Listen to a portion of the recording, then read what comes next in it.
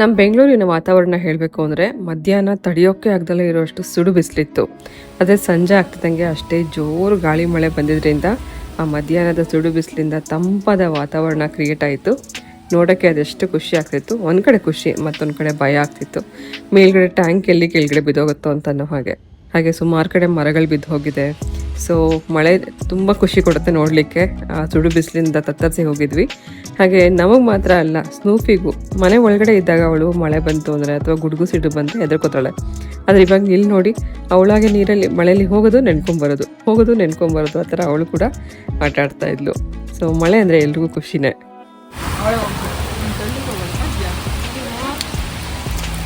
ನಾಟಕ ಅದೆಲ್ಲ ಮನೆ ಒಳಗಡೆ ಗಡಗಡ ನಡೆಯೋದೆಲ್ಲ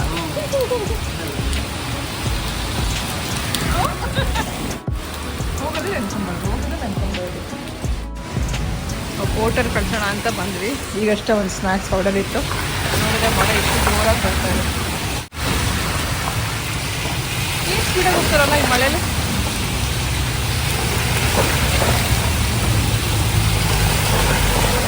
ಒಳ್ಳೆ ರೇಸಲ್ಲಿ ಹೋದಂಗೆ ಹೋಗ್ತಿದೆ. ಇದೊಂದು ಕ್ವಿಕ್ ಆ್ಯಂಡ್ ಈಸಿಯಾಗಿ ಆಗೋವಂಥ ಒಂದು ರೆಸಿಪಿ ತೋರಿಸ್ತಾ ಇದ್ದೀನಿ. ಇದನ್ನು ಸೈಡ್ ಡಿಶಲ್ಲಿ ನೀವು ಸರ್ವ್ ಮಾಡ್ಬೋದು. ಚಪಾತಿ, ರೊಟ್ಟಿ ಮತ್ತು ಪೂರಿ, ದೋಸೆ, ಪರಾಠ ಇಂಥದಕ್ಕೆಲ್ಲ ತುಂಬ ಚೆನ್ನಾಗಿರುತ್ತೆ. ಹಾಗೆ ಆಫೀಸ್ಗೆ ಹೋಗೋರಾಗಲಿ ಅಥವಾ ಸ್ಕೂಲ್ಗೆ ಡಬ್ಬಿ ಪ್ಯಾಕ್ ಮಾಡೋರಿಗೆಲ್ಲ ಬೇಗ ಮಾಡಲಿಕ್ಕೆ ಆಗೋ ರೀತಿಯಲ್ಲಿ ಈ ರೆಸಿಪಿ ನೀವು ಟ್ರೈ ಮಾಡ್ಬೋದು. ಮೊದಲನೇದಾಗಿ ಎಣ್ಣೆಯಲ್ಲಿ ಜೀರಿಗೆ ಹಾಗೆ 2 ಸಣ್ಣ ಕಟ್ ಮಾಡಿರೋಂಥ ಈರುಳ್ಳಿ ಹಾಕಿ ಲೈಟಾಗಿ ಇದು ಕೆಂಪಗಾಗೋವರೆಗೂ ಹುರ್ಕೊಂಡ ನಂತರ ಸಣ್ಣಗೆ ಕಟ್ ಮಾಡಿ ಇಟ್ಕೊಂಡಿರೋಂಥ 2 ಟೊಮೆಟೊ ಹಾಕಿದ್ದೀನಿ. ಟೊಮೆಟೊ ಪ್ಯೂರಿ ಮಾಡಿ ಹಾಕಬಾರ್ದು, ಸಣ್ಣ ಕಟ್ ಮಾಡಿ ಹಾಕಿದ್ರೆ ಟೊಮೆಟೊ ಬೇಗ ಬೇಯುತ್ತೆ. ಅದನ್ನು ಹಾಕಿದ ಕೂಡಲೇ ಅರಿಶಿನ, ಖಾರದ ಪುಡಿ, ಸ್ವಲ್ಪ ಧನಿಯಾ ಪುಡಿ, ಕಸೂರಿ ಮೇಥಿ ಹಾಕಿ ಚೆನ್ನಾಗಿ ಆ ಮಸಾಲೆ ಜೊತೆಗೇ ಈರುಳ್ಳಿ ಟೊಮೆಟೊ ಕೂಡ ಚೆನ್ನಾಗಿ ಹುರ್ಕೋಬೇಕು. ನಾನು ಇದಕ್ಕೆ ಮೊದಲೇ ಆಲೂಗಡ್ಡೆ ಬೇಯಿಸಿ ಸಿಪ್ಪೆ ತೆಗೆದು ಇಟ್ಕೊಂಡಿದ್ದೀನಿ. ಆಲೂಗಡ್ಡೆ ಒಂದು ಬೇಯಿಸಿ ಫ್ರಿಡ್ಜಲ್ಲಿ ಇಟ್ಕೊಂಡಿದ್ರೆ ಬೇಕಂದಾಗ ಅದು ಹಿಡೀರಾಗಿ ಕೆಲವೇ ನಿಮಿಷಕ್ಕೆ ನೀವು ಸೈಡ್ ಡಿಶ್ ರೆಸಿಪಿ ರೆಡಿ ಮಾಡ್ಕೋಬೋದು. ಹಾಗೆ ಈ ಮಸಾಲೆ ಜೊತೆಗೆ ಚೆನ್ನಾಗಿ ಹುರ್ಕೊಂಡಾದ್ಮೇಲೆ ಒಂದು 3/4 ಕಪ್ಪಷ್ಟು ನೀರು ಹಾಕಿದ ಕೂಡಲೇ ಸಿಪ್ಪೆ ತೆಗೆದು ಮ್ಯಾಶ್ ಮಾಡಿ ಇಟ್ಕೊಂಡಿರೋಂಥ ಅಥವಾ ಕೈಯಲ್ಲೇ ಈ ಥರ ಮ್ಯಾಶ್ ಮಾಡಿ ಆಲೂಗಡ್ಡೆ ಹಾಕೋಣ. ಆಲೂಗಡ್ಡೆ ಬೇಯಿಸಿ ನಾನು ಯಾವಾಗಲೂ ಫ್ರಿಡ್ಜಲ್ಲಿ ಇಟ್ಟಿರ್ತೀನಿ. ಎಮರ್ಜೆನ್ಸಿಗೆ ನನಗೆ ಈ ಥರದಕ್ಕೆ ಬೇಕಾಗತ್ತೆ. ಸೊ ಬ್ಯುಸಿ ಇರೋಂಥವ್ರಿಗೆ ಹಾಗೆ ರೀಸೆಂಟಾಗಿ ಒಬ್ಬರು ಕಮೆಂಟಲ್ಲಿ ಕೂಡ ಕೇಳ್ತಾಯಿದ್ರು, ಈಸಿಯಾಗಿ ಕ್ವಿಕ್ಕಾಗಿ ಮಾಡ್ಕೊಳ್ಳೋಂಥ ರೆಸಿಪೀಸ್ ತೋರಿಸಿ ಅಂತ. ಅದಕ್ಕೋಸ್ಕರ ಒಂದೊಳ್ಳೆ ರೆಸಿಪೀಸ್ ವ್ಲಾಗ್ ನಿಮಗೆ ಶೇರ್ ಮಾಡ್ತೀನಿ. ಯಾವಾಗ ಬೇಕಾದ್ರೂ ಹೇಗೆ ಬೇಕಾದ್ರೂ ಅಥವಾ ಅಡುಗೆ ಬರಲ್ಲ ಅಂತನೋರು ಕೂಡ ಮಾಡೋ ರೀತಿಯಲ್ಲಿ ಕೆಲವು ನಾನು ಪ್ರೀಮಿಕ್ಸ್ನ ರೆಡಿ ಮಾಡ್ತಾಯಿದ್ದೀನಿ. ಅದನ್ನು ನೆಕ್ಸ್ಟ್ ವೀಡಿಯೋದಲ್ಲಿ ನಿಮಗೆ ಶೇರ್ ಮಾಡ್ತೀನಿ. ಪ್ರೀಮಿಕ್ಸ್ಗೆ ಬೇಕಾಗಿರುವಂಥ ಹಸಿಮೆಣಸಿನ್ಕಾಯಿ, ಶುಂಠಿ, ಕರಿಬೇವು, ಪಾಲಕ್ ಸೊಪ್ಪು ಇದನ್ನೆಲ್ಲ ಡಿಹೈಡ್ರೇಟ್ ಮಾಡ್ತಾಯಿದ್ದೀನಿ. ಬಿಸಿಲಿದ್ರೆ ನೀವು ಇದನ್ನು ಒಂದು 2-3 ದಿನ ಒಣಗಿಸಿ ಇಟ್ಕೋಬೋದು. ನನ್ನ ಹತ್ರ ಒಂದು ಚಿಕ್ಕ ಡಿಹೈಡ್ರೇಟ್ ಇರೋದ್ರಿಂದ ಅದರಲ್ಲೇ ನಾನು ಇದನ್ನೆಲ್ಲ ಡಿಹೈಡ್ರೇಟ್ ಮಾಡಿ ಇಡ್ತಾಯಿದ್ದೀನಿ. ಸೊ ಒಂದ್ಸತಿ ತರಕಾರಿಗಳನ್ನ ಅಥವಾ ಸೊಪ್ಪುಗಳನ್ನ ಡಿಹೈಡ್ರೇಟ್ ಮಾಡಿ ಇಟ್ಕೊಂಡ್ರೆ ಸುಮಾರು ತಿಂಗಳವರೆಗೂ ನೀವು ಉಪಯೋಗಿಸ್ಕೋಬೋದು. ಸೊ ಅದನ್ನೆಲ್ಲ ನಾನು ಯಾವುದಕ್ಕೆ ಉಪಯೋಗಿಸ್ತೀನಿ ಅಂತ ನಾನು ನೆಕ್ಸ್ಟ್ ವೀಡಿಯೋಲಿ ನಿಮಗೆ ಶೇರ್ ಮಾಡ್ತೀನಿ. ಹಾಗೆ ಸೀಸನ್ ಮುಗಿಯೋದಕ್ಕೆ ಮುಂಚೆ ಮಾವಿನ ಹಣ್ಣು ನಾವು ತುಂಬ ಎಂಜಾಯ್ ಮಾಡ್ತಿದ್ದೀವಿ. ಯಾಕಂದರೆ ನಮ್ಮೆಲ್ರಿಗೂ ಮಾವಿನ ಹಣ್ಣು ಅಂದರೆ ತುಂಬ ಇಷ್ಟ. ಸೊ ಹಾಗಾಗಿ ಪ್ರತಿದಿನ ಮಾವಿನ ಹಣ್ಣಂತೂ ಇದ್ದೇ ಇರುತ್ತೆ. ಇದಂತೂ ತುಂಬ ಸ್ವೀಟಾಗಿತ್ತು. ಸೊ ಹಣ್ಣಾಗಿರುವಂಥ ಮಾವಿನ ಹಣ್ಣನ್ನು ಹಾಗೆ ತಿನ್ನೋಕ್ಕಿಂತಲೂ ಊಟದ ಜೊತೆಯಲ್ಲಿ ಮ್ಯಾಂಗೋ ಲಸ್ಸಿ ಅಥವಾ ಮಾವಿನ ಹಣ್ಣಿನ ರಸ ಅಥವಾ ಮ್ಯಾಂಗೋ ಮಿಲ್ಕ್ ಶೇಕ್ ಈ ಥರ ಎಲ್ಲ ಮಾಡ್ಕೊಂಡು ತಿನ್ನೋಕ್ಕೆ ತುಂಬ ಚೆನ್ನಾಗಿರುತ್ತೆ. ಸೊ ನಾನು ಇದಕ್ಕೆ ಮಾವಿನ ಹಣ್ಣು ಸ್ವಲ್ಪ ಸಕ್ಕರೆ ಹಾಕಿ ಗ್ರೈಂಡ್ ಮಾಡಿದ್ದೀನಿ. ಇದನ್ನು ನಾನು ಸರ್ವ್ ಮಾಡ್ತಿರೋದು ಪೂರಿ ಜೊತೆಗೆ. ಆಲೂ ಕರಿ ಮತ್ತು ಮಾವಿನ ಹಣ್ಣಿನ ರಸ ಮತ್ತು ಪೂರಿದು ಕಾಂಬಿನೇಷನ್ ತುಂಬ ಚೆನ್ನಾಗಿರುತ್ತೆ. ಸೊ ಮಾವಿನ ಹಣ್ಣು ಸೀಸನ್ ಮುಗಿಯೋದಕ್ಕೆ ಮುಂಚೆ ಒಂದ್ಸತಿ ಟ್ರೈ ಮಾಡಿ. ಮಾವಿನ ಹಣ್ಣಿನ ರಸ ಜೊತೆಗೆ ಪೂರಿ ಒಂದು ಒಳ್ಳೆ ಕಾಂಬಿನೇಷನ್.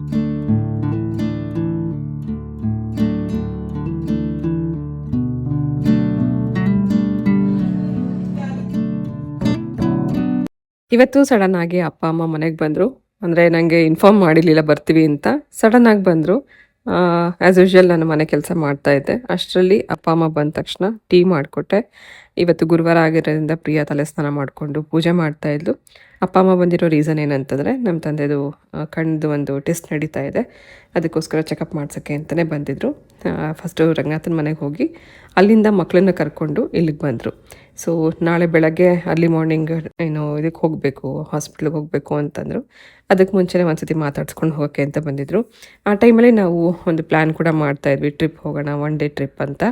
ಸೊ ಅನ್ಫಾರ್ಚುನೇಟ್ಲಿ ಆ ಟ್ರಿಪ್ ಹೋಗ್ಲಿಕ್ಕೆ ಆಗಲಿಲ್ಲ. ಯಾಕಂದರೆ ನಮ್ಮ ತಂದೆದು ಟ್ರೀಟ್ಮೆಂಟ್ ಮುಗಿಸ್ಕೊಂಡು ಸಡನ್ನಾಗಿ ಅವರು ವಾಪಸ್ ಊರಿಗೆ ಹೊರಟೋದ್ರು. ಸೊ ಸಡನ್ನಾಗಿ ಬಂದರು, ಸಡನ್ನಾಗಿ ವಾಪಸ್ ಹೋದರು. ಪ್ರಿಯಾ ಪೂಜೆ ಮಾಡಬೇಕಾದ್ರೆ ಪಾಪು ಹೋಗ್ಬಿಟ್ಟು ಅದೆಲ್ಲ ನೋಡ್ತಾ ಇದ್ಲು. ಒಳಗದೆಲ್ಲ ತುಂಬ ಇಂಟ್ರೆಸ್ಟ್ ಜಾಸ್ತಿ. ಅಂದರೆ ಮೇಕಪ್ ಐಟಮ್ಸ್ ಇರ್ಬೋದು ಅಥವಾ ಪೂಜೆ ಮಾಡೋದಿರ್ಬೋದು, ಅಡುಗೆ ಮಾಡೋದು, ಇದೆಲ್ಲ ತುಂಬ ಇಷ್ಟ. ಸೊ ದೇವ್ರ ವಿಗ್ರಹಕ್ಕೆ ಹಾಕಿರುವಂಥ ಸರ ಎಲ್ಲ ಕೇಳ್ತಾ ಇದ್ಲು, ಇದು ಹಿಂಗಿದೆ, ಇದು ಹಿಂಗಿದೆ ಅಂತ ಹೇಳಿ. ಅದನ್ನು ಪ್ರಿಯಾ ಪಾಪಕ್ಕೆ ತೋರಿಸ್ತಾ ಇದ್ದಾಳೆ. ಇವತ್ತು ಅಪ್ಪ ಅಮ್ಮ ಬಂದಿರೋ ಖುಷಿ ಏನೋ ಇದೆ, ಆದರೆ ಅವ್ರಿಗೇನು ಸ್ಪೆಷಲಾಗಿ ನಾನು ಅಡುಗೆ ಮಾಡಿ ಬಡಿಸ್ಲಿಕ್ಕಾಗಲಿಲ್ಲ. ಯಾಕಂದರೆ ಸುಮಾರು ಆರ್ಡರ್ಸ್ ಇತ್ತು. ಟೀ ಮಾಡಿಕೊಟ್ಬಿಟ್ಟು ನಾನು ಕೆಳಗಡೆ ಏನೋ ಪ್ರಿಪ್ರೇಷನ್ ಮಾಡ್ಲಿಕ್ಕೆ ಹೋದೆ. ಪ್ರಿಯಾನೇ ಇವತ್ತು ಅಡುಗೆ ಮಾಡಿದ್ದು. ಈಗಾಗಲೇ ನಾನು ಹೇಳ್ದಂಗೆ ಪ್ರೀಮಿಕ್ಸ್ ಪ್ರಿಪೇರ್ ಮಾಡಿ ಇಟ್ಟಿದ್ದೆ. ಅದೇ ಪ್ರೀಮಿಕ್ಸ್ನ ಉಪಯೋಗಿಸ್ಕೊಂಡು 1 ಪಾಟ್ ರೆಸಿಪಿ ಮಾಡಿ ಅದ್ರ ಜೊತೆಗೆ ರಾಯ್ತಾ ಮತ್ತು ಮ್ಯಾಂಗೋ ಲಸ್ಸಿ ಜೊತೆಗೆ ಸರ್ವ್ ಮಾಡಿದ್ಲು. ಸೊ ಸಡನ್ನಾಗಿ ಬಂದಿದ್ದರಿಂದ ನಾವು ಏನೂ ಪ್ಲ್ಯಾನ್ ಮಾಡಲಿಕ್ಕಾಗಲಿಲ್ಲ. ಹಿಂಗೆ ಬಂದು ಹಾಗೆ ಹೊರಟೋದ್ರು. ಆ ದೇವಸ್ಥಾನ ಒಂದು ಐತೆ ಅಂತಲ್ಲ, ಶಕ್ತಿ ದೇವರು ಅದು. ಹಣ್ಣು ಕಾಯಿಸಿ ನಿಮಗೆ ಮೆಣಸಿನ್ಕಾಯಿ ಇರ್ತದೆ, ಒಣಮೆಣಸಿನ್ಕಾಯಮ್ಮ ಅವ್ರವ್ರ ಇಷ್ಟಾನುಸಾರ 1 kg 2 kg 5 kg ತಗೊಂಡೋಗಿ ಹಾಕ್ತಾರೆ ದೇವರು. ಏನಕ್ಕೆ? ಕುಂಡಕ್ಕೆ ಅದ್ರೊಳಗೆ ಹಾಕ್ತಾರೆ. ಒಂದು ಚೂರು ಘಾಟ್ಬರೋದು ಅಷ್ಟು. ಒಂದು ಮೆಣಸಿನ್ಕಾಯಿ ಬಿಟ್ಟರೆ ಘಾಟ್ ಹೊಡಿತದ? ಒಂದೂರೆಲ್ಲನೂ ಗಡ್ಡಿ ಕರ್ಪೂರ ಅಲ್ಲ, ಮೆಣಸಿನ್ಕಾಯಿ ತಗೊಂಡೋಗಿ ಹಾಕೋದು. ಒಂದು ಚೂರು ಘಾಟ್ ಬರಲ್ಲ. ಅಲ್ಲಿ ದೇವ್ರ ಕೈ ಬಿಟ್ಟು ಅದಕ್ಕೆ ನಿಂಬೆಹಣ್ಣು ಚುಚ್ಚಿ ಅವ್ರಿಗೆ ಏನು ಬೇಕು ಕೊಟ್ಟು ಮಾಡ್ಕೊಂಡು ಅದು ತಮಿಳ್ನಾಡು ಶಕ್ತಿ.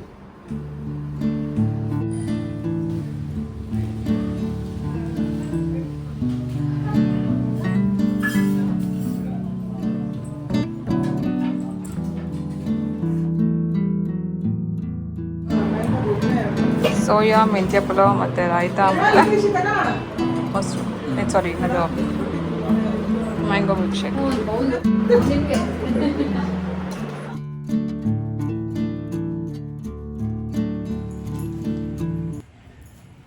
Hi dears, welcome back. Welcome to Suji's lifestyle. ಹೇಗಿದ್ದೀರಾ? ನೀವೆಲ್ಲರೂ ಚೆನ್ನಾಗಿದ್ದೀರಾ ಅಂತ ಅನ್ನೋದು ನನ್ನ ಭಾವನೆ. ಸೊ ಇವತ್ತೊಂದು ಪ್ರಾಡಕ್ಟ್ ನಿಮಗೆ ಶೇರ್ ಮಾಡಬೇಕು. ಈ ಪ್ರಾಡಕ್ಟ್ ಬಗ್ಗೆ ಹೇಳೋಕ್ಕೆ ಮುಂಚೆ ನಾನು ಒಂದು ರೀಸೆಂಟಾಗಿ ವ್ಲಾಗಲ್ಲಿ ನಿಮಗೆ ಹೇಳಿದ್ದೆ, ಮನೆ ಒಳಗಡೆ ಎಲ್ಲ ಹುಳು ಬಂದ್ಬಿಟ್ಟಿತ್ತು ಅಂತ ಹೇಳಿ. ಅದು ಎಲ್ಲಿಂದ ಬಂದಿತ್ತು ಅಂತ ಕೂಡ ನಮಗೆ ಗೊತ್ತೇ ಇರಲಿಲ್ಲ. ಎಲ್ಲ ವಿಂಡೋ ಡೋರು ಕ್ಲೋಸ್ ಆಗಿತ್ತು. ಒಬ್ಬರು ಕಮೆಂಟಲ್ಲಿ ಹೇಳಿದರು, ವಿಂಡೋ ಕ್ಲೋಸ್ ಮಾಡಬೇಕು ಅಂತ ನಾವು ಕಾಮನ್ ಸೆನ್ಸ್ ಇರಬೇಕು, ವಿಂಡೋಯಿಂದ ಒಳಗಡೆ ಬಂದಿರುತ್ತೆ, ಕಿಟಕಿ ಬಾಗಿಲು ಎಲ್ಲ ಓಪನ್ ಮಾಡಿ ಇಟ್ಕೊಂಡಿದ್ರೆ ಹುಳು ಒಳಗಡೆ ಬರುತ್ತೆ ಅಂತೆಲ್ಲ ಹೇಳಿದರು. ಕಾಮನ್ ಸೆನ್ಸ್ ನಮಗಿರುತ್ತೆ, ಯಾಕಂದರೆ ಸಂಜೆ ಆಗ್ತಿದ್ದಂಗೆ ಸೊಳ್ಳೆ ಬರುತ್ತೆ ಅಂತ ನಮಗೂ ಗೊತ್ತು. ನಾನು 4 ಗಂಟೆ ಆಗ್ತಿದ್ದಂಗೆ ಎಲ್ಲ ಕ್ಲೋಸ್ ಮಾಡಿಬಿಡ್ತೀನಿ. ಎಲ್ಲ ಡೋರು ವಿಂಡೋ ಎಲ್ಲ ಕ್ಲೋಸ್ ಆಗಿದ್ರು ಕೂಡ ಹುಳು ಒಳಗಡೆ ಬಂದಿತ್ತು. ಎಲ್ಲಿಂದ ಬಂತು ಅಂತ ಗೊತ್ತಿಲ್ಲ. ಹುಳು ಅಲ್ಲ, ಹುಳುಗಳು ಎಷ್ಟೊಂದು ರಾಶಿ ರಾಶಿ. ಸೊ ನಾನು ನಿಮಗೆಲ್ಲ ತೋರಿಸಿದ್ದೀನಲ್ಲ. ಸೊ ಹಾಗಾಗಿ ಹುಳುಗಳು ಬಂದಿದ್ದು ಅಷ್ಟೇ ಅಲ್ಲದೆ ನಾವು ಸ್ಪ್ರೇ ಮಾಡಿದ್ದೆಲ್ಲ ಒಂದು ಸ್ಮೆಲ್ ಇರುತ್ತೆ ಅಂತ ಅನ್ನೋ ಕಾರಣಕ್ಕೆ ಕಿಚನ್ ಕ್ಲೀನ್ ಮಾಡಿಸೋದಕ್ಕೆ ಎಕ್ಸ್ಪರ್ಟ್ಸ್ ಹತ್ರನೇ ಮಾಡಿಸೋಣ ಅಂತ ಕರೆದೆ. ಬಟ್ ಅನ್ಫಾರ್ಚುನೇಟ್ಲಿ ಅವರು ನೀಟಾಗಿ ಕ್ಲೀನ್ ಮಾಡಿರಲಿಲ್ಲ. ನಾನು ಆಗಲೇ ಹೇಳಿದೆ, ನಾನು ಬ್ಲಾಗಲ್ಲೂ ಕೂಡ ಹೇಳಿದ್ದೀನಿ, ಎಷ್ಟೊಂದು ಕ್ಯಾಬಿನೆಟ್ಸ್ ಪೂರ್ತಿ ಅವರು ಒಳಗಡೆ ಸಾಮಾನು ತೆಗಿಲೇ ಇಲ್ಲ, ಹಾಗೇ ಎಲ್ಲ ಒರೆಸಿ ಮೇಲ್ಮೇಲೆ ಕೆಲಸ ಮುಗಿಸ್ಬಿಟ್ಟು ಹೋಗ್ತಾಯಿದ್ರು. ನಾನು ನೋಡಿ ಆಮೇಲೆ ಮತ್ತೆ ಅವ್ರ ಕೈಲಿ ತೆಗೆಸಿ ಕ್ಲೀನ್ ಮಾಡಿಸ್ದೆ ಅಂತ ಹೇಳಿದ್ದೆಲ್ಲ. ಬಟ್ ಇನ್ನೂ ಕೆಲವು ಕಡೆಗೆ ಜಿಡ್ಡು ಮತ್ತು ಕೊಳೆ ಎಲ್ಲ ಹಾಗೆ ಉಳ್ಕೊಂಡಿತ್ತು. ಒಂದು ಸ್ವಿಚ್ ಬೋರ್ಡು ಮತ್ತು ಇನ್ನೊಂದು ಕೆಲವು ಗೋಡೆಗಳ ಮೇಲೆಲ್ಲ ಕೊಳೆ ಇತ್ತು. ಆ್ಯಕ್ಚುಲಿ ಕಿಚನ್ ಅಂತಂದರೆ ಪೂರ್ತಿ ಕವರ್ ಆಗುತ್ತೆ, ಅಂದರೆ ಫ್ಲೋರು ಮತ್ತು ರೂಫು, ಅಲ್ಲಿ ಕಿಟಕಿ ಮತ್ತು ಏನೋ ವಾಲ್, ಅಂದರೆ ಕಿಚನ್ ಸ್ಟವ್ ಹಿಂದ್ಗಡೆ ಇರೋವಂಥ ಸ್ಟವ್ ಹಿಂಭಾಗದಲ್ಲಿ ಇರೋವಂಥ ಗೋಡೆ ಮೇಲೆ ಏನು ಜಿಡ್ಡಾರಿರುತ್ತೆ ಅದೆಲ್ಲ ಕಂಪ್ಲೀಟಾಗಿ ನಾನು ಕ್ಯಾಬಿನೆಟ್ ಒಳಗಡೆ ಹೊರಗಡೆ ಎಲ್ಲನೂ ಕಂಪ್ಲೀಟಾಗಿ ಕ್ಲೀನ್ ಮಾಡೋಕ್ಕೆ ಹೇಳಿದ್ದೆ. ಅನ್ಫಾರ್ಚುನೇಟ್ಲಿ ಅವ್ರು ಬಂದಿದ್ದಂಥ ವ್ಯಕ್ತಿ, ಅವರು ಬಿಹಾರ್ ಕಡೆ ನಾವು ಬಂದಿದ್ದವರು ಕ್ಲೀನ್ ಮಾಡಲಿಕ್ಕೆ, ಚೆನ್ನಾಗಿ ಮಾಡಿರಲಿಲ್ಲ. ಏನು ಮಾಡೋಕ್ಕಾಗಲ್ಲ ಪಾಪ, ಬೇರೆಯವ್ರ ಹೊಟ್ಟೆ ಮೇಲೆ ಹೊಡಿಯೋಕ್ಕಾಗಲ್ಲ ಅಂತ ಹೇಳಿ ನಾನು ರಿವ್ಯೂ ಕೊಟ್ಟು ಕಳಿಸಿದೆ. ಬಟ್ ನನಗೆ ಮನಸ್ಸಿಗೆ ಅಷ್ಟು ಸಮಾಧಾನ ಇರಲಿಲ್ಲ. ಹಾಗಾಗಿನೇ ಒಂದು ಪ್ರಾಡಕ್ಟ್ ನಾನು ತರಿಸಿದೆ ಕ್ಲೀನಿಂಗ್ಗೆ ಅಂತ. ಇದು ಪ್ರಮೋಷನ್ ಅಲ್ಲ, ನಾನು ತರಿಸಿದ್ದು. ಏನಂದರೆ ಪ್ರತಿಯೊಂದಕ್ಕೂ ಇದು ತುಂಬ ಹೆಲ್ಪ್ ಆಗುತ್ತೆ. ಇದರಲ್ಲಿ 4 ಡಸ್ಟರ್ ಇರುತ್ತೆ. ನಾನು ಈಗಾಗಲೇ ಒಂದು ಯೂಸ್ ಮಾಡಿದ್ದೀನಿ.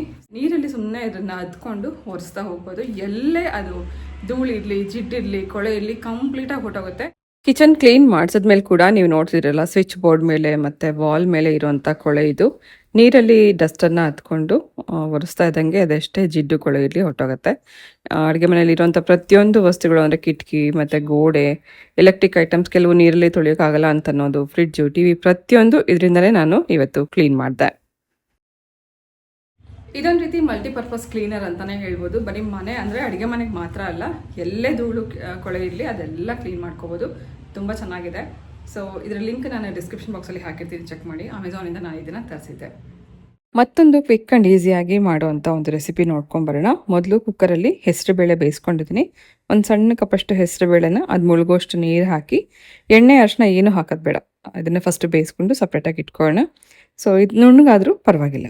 ನಂತರ ಅದೇ ಕುಕ್ಕರಲ್ಲೇ ಒಗ್ಗರಣೆಗೆ 1-2 ಸ್ಪೂನಷ್ಟು ಎಣ್ಣೆಯಲ್ಲಿ ಸಾಸಿವೆ ಜೀರಿಗೆ ಹಾಕಿ ಅದು ಸಿಡಿದ ನಂತರ ಕಟ್ ಮಾಡಿರೋ ಈರುಳ್ಳಿ ಹಾಕಿ ಫ್ರೈ ಮಾಡ್ಕೊಳ್ಳೋಣ.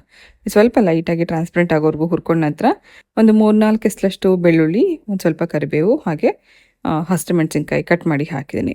ಇದು ಸ್ವಲ್ಪ ಹಸಿ ವಾಸನೆ ಹೋಗೋವರೆಗೂ ಹುರ್ಕೊಂಡಾದ್ಮೇಲೆ ಸುಮಾರು ಒಂದು ಅರ್ಧ ಕ್ಯಾಬೇಜ್ ಹಾಕ್ಕೊಂಡಿದ್ದೀನಿ. ದೊಡ್ಡ ಕ್ಯಾಬೇಜಲ್ಲಿ ಅರ್ಧ ಕ್ಯಾಬೇಜ್ನ ಸಣ್ಣ ಕಟ್ ಮಾಡಿ ಹಾಕಿ ಇದು ಬೇಯುವಂಥ ಟೈಮಲ್ಲಿ ಇದಕ್ಕೆ ರುಚಿಗೆ ತಕ್ಕಷ್ಟು ಉಪ್ಪು, ಅರಿಶಿನ, ಒಂದು ಅರ್ಧ ಸ್ಪೂನಷ್ಟು ರೆಡ್ ಚಿಲ್ಲಿ ಪೌಡರ್ ಹಾಕಿ ಮಿಕ್ಸ್ ಮಾಡ್ಕೋಬೇಕು. ಹಸಿರು ಮೆಣಸಿನ್ಕಾಯಿ ಮತ್ತು ರೆಡ್ ಚಿಲ್ಲಿ ಅದೆರಡೂ ಹಾಕಿರೋದ್ರಿಂದ ಖಾರ ನೀವು ನೋಡಿಕೊಂಡು ಅಡ್ಜಸ್ಟ್ ಮಾಡ್ಕೋಬೋದು. ಆನಂತರ ಬೇಯಿಸಿಟ್ಕೊಂಡಿರೋಂಥ ಹೆಸರುಬೇಳೆ ಹಾಗೆ 1 ಟೊಮೆಟೊ ಕಟ್ ಮಾಡಿ ಹಾಕೋಣ. ಆನಂತರ ಇದು ಗ್ರೇವಿ ಕನ್ಸಿಸ್ಟೆನ್ಸಿನಲ್ಲಿ ಮಾಡ್ತಿರೋದ್ರಿಂದ ನೀರನ್ನು ಅಡ್ಜಸ್ಟ್ ಮಾಡ್ಕೊಂಡು ನಾನು ಬೇಳೆ ಬೇಯಿಸೋದಕ್ಕೆ ಎಷ್ಟು ಬೇಕೋ ಅಷ್ಟು ಮಾತ್ರ ನೀರು ಹಾಕಿದ್ದೆ. ನಂತರ ಇವಾಗ ನೋಡಿಕೊಂಡು ನಾವು ನೀರು ಅಡ್ಜಸ್ಟ್ ಮಾಡಿ ಉಪ್ಪು ಖಾರ ಟೇಸ್ಟ್ ಎಲ್ಲ ಚೆಕ್ ಮಾಡಿ ಲಿಡ್ ಕ್ಲೋಸ್ ಮಾಡಿ ಒಂದೇ ಒಂದು ವಿಸಿಲ್ ಕೂಗಿಸ್ಕೊಂಡ್ರೆ ಸಾಕು. ಸೊ ಒಂದೊಳ್ಳೆ ರುಚಿಯಾಗಿರುವಂಥ ಸೈಡ್ ಡಿಶ್ ರೆಸಿಪಿ ಈ ರೀತಿ ನೀವು ಮಾಡ್ಕೋಬೋದು ಹೆಸರುಬೇಳೆ ಕ್ಯಾಬೇಜ್ನ ಬಳಸಿ. ಲಾಸ್ಟಲ್ಲಿ ಮತ್ತೆ ಇದಕ್ಕೊಂದು ಒಗ್ಗರಣೆ ಮಾಡ್ತಾಯಿದ್ದೀನಿ. ಇದು ತುಪ್ಪದ ಒಗ್ಗರಣೆ ಮಾಡಿಕೊಂಡ್ರೆ ಇನ್ನೂ ಚೆನ್ನಾಗಿರುತ್ತೆ. ಸ್ವಲ್ಪ ಎಣ್ಣೆ ಬಿಸಿ ಮಾಡಿ ಅದರಲ್ಲಿ ಸಾಸಿವೆ, ಉದ್ದಿನಬೇಳೆ, ಒಣಮೆಣಸಿನ್ಕಾಯಿ ಹಾಗೆ ಒಂದು ಸ್ವಲ್ಪ ಅಚ್ಕಾರದ ಪುಡಿ ಹಾಕಿದ್ದೀನಿ. ಅಚ್ಕಾರದ ಪುಡಿ ಈ ಥರ ಒಗ್ಗರಣೆನಲ್ಲಿ ಹಾಕೋದ್ರಿಂದ ಕಲರ್ ತುಂಬ ಚೆನ್ನಾಗಿ ಕಾಣಿಸುತ್ತೆ. ಸೊ ಒಂದೊಳ್ಳೆ ರುಚಿಯಾಗಿರುವಂಥ ಕ್ಯಾಬೇಜ್ ಗ್ರೇವಿ ರೆಡಿಯಾಗಿದೆ. ಇದನ್ನು ಅನ್ನಕ್ಕೆ, ಪೂರಿ, ರೋಟಿ, ಚಪಾತಿ ಪ್ರತಿಯೊಂದಕ್ಕೂ ಸೈಡ್ ಡಿಶಲ್ಲಿ ಸರ್ವ್ ಮಾಡ್ಬೋದು. ಒಂದ್ಸತಿ ನೀವು ಇದನ್ನು ಟ್ರೈ ಮಾಡಿ ನೋಡಿ. ಸೊ ಡಿಯರ್ಸ್, ಇದು ಇವತ್ತಿನ ವ್ಲಾಗ್ ಆಗಿತ್ತು. ಮೇ ಬಿ ಇವತ್ತಿನ ಈ ವ್ಲಾಗ್ ನಿಮ್ಮೆಲ್ಲರಿಗೂ ಇಷ್ಟ ಆಗಿದೆ ಅಂತ ಭಾವಿಸ್ತೀನಿ. ವಿಡಿಯೋ ಇಷ್ಟ ಆಗಿದ್ರೆ ಲೈಕ್ ಮಾಡಿ, ಶೇರ್ ಮಾಡಿ ಹಾಗೆ ಸಬ್ಸ್ಕ್ರೈಬ್ ಮಾಡ್ಕೊಂಡು ನೋಡಿ ಅಂತ ಹೇಳ್ತಾ ಇವತ್ತಿನ ಈ ವ್ಲಾಗ್ ಜೊತೆಗೆ ನಾನು ಹೊರಡ್ತಾ ಇದ್ದೀನಿ. ಮತ್ತೆ ಸಿಗ್ತೀನಿ ನಾಳೆ ಇನ್ನೊಂದು ಇಂಟ್ರೆಸ್ಟಿಂಗ್ ಆಗಿರುವಂಥ ವ್ಲಾಗ್ ಜೊತೆಗೆ. ಹೋಗ್ಬರಲ್ಲ.